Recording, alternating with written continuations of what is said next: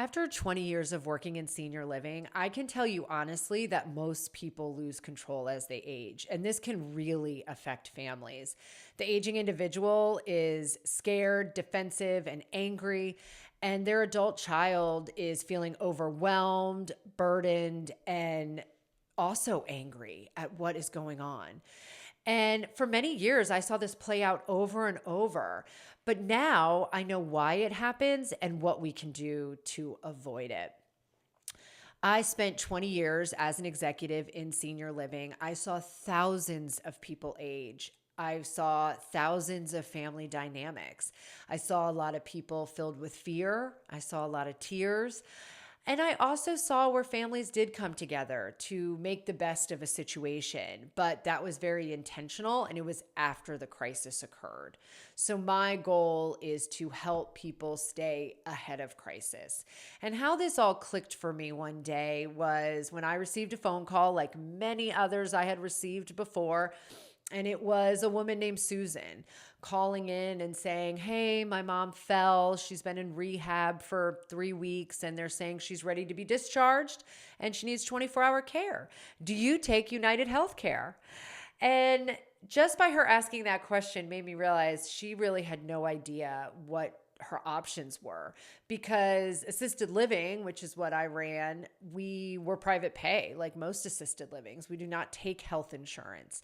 And so not only did I have to say to her, oh, we are private pay, but I also had to say that depending on how much support her mom needs, we could be easy $10,000 a month. And the silence on the other end of the phone was very telling.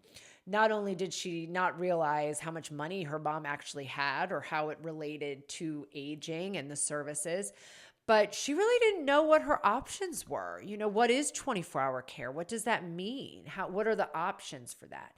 And her mom's name was Margaret. And, you know, when I tell this story, of course, I felt for the daughter who obviously was put into a situation where she was now navigating and taking control of her mom and what the next step would be. But I also felt really bad for Margaret because Margaret had lost control. She was no longer making her own decisions. She was relying on her daughter to do it. And of course, emergencies can happen. People can end up in tricky situations with all the best intentions before they got themselves into that. But I can tell you, especially with this example, I bet Margaret wasn't being super safe at home. I'm sure there was a lot of red flags before this family got into this situation. And that's the point. In 2022, I decided to leave senior living and started Openly Aging. And my initial goals with Openly Aging were to help families navigate aging concerns. If they needed, if something had happened and they needed some guidance on what their options were.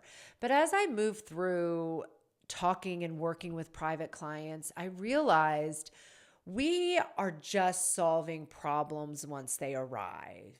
And I am so passionate about proactive planning and saying, wow, there should be a way to kind of get ahead of it and know what our weak spots in our aging journey are going to be well before we even get there. And that is what I developed through Openly Aging. I have created a system called the 4 Pillars to keep control of your aging journey.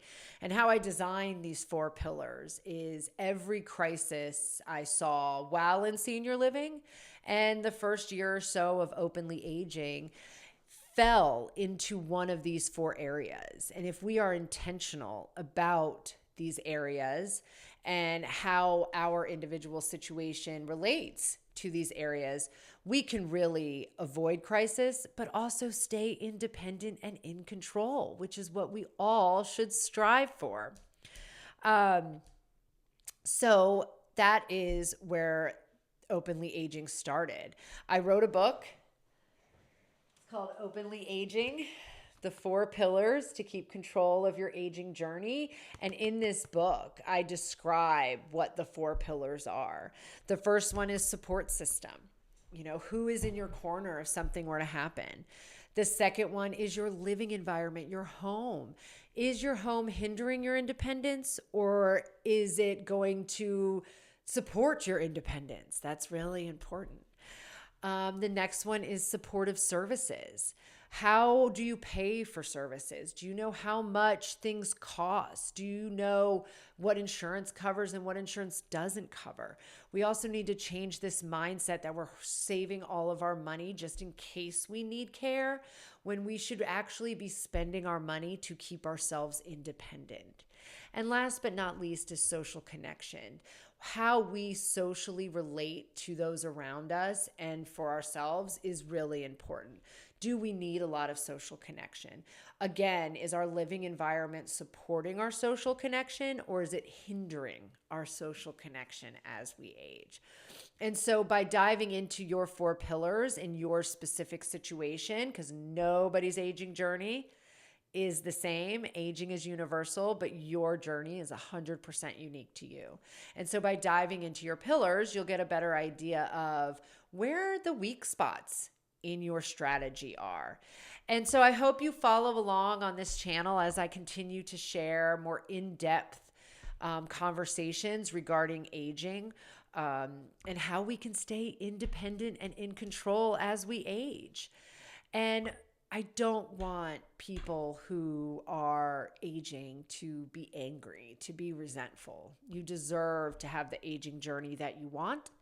And the only way to do that is to be self-aware of your situation, to be willing to look at other options if where your current situation isn't working, and to listen to those around you who love you, and to know that if there is concerns, it's coming from a place of love and not control, because our ultimate goal is to stay independent and in control. So subscribe to this channel, and I will continue to share more about how to stay independent and in control.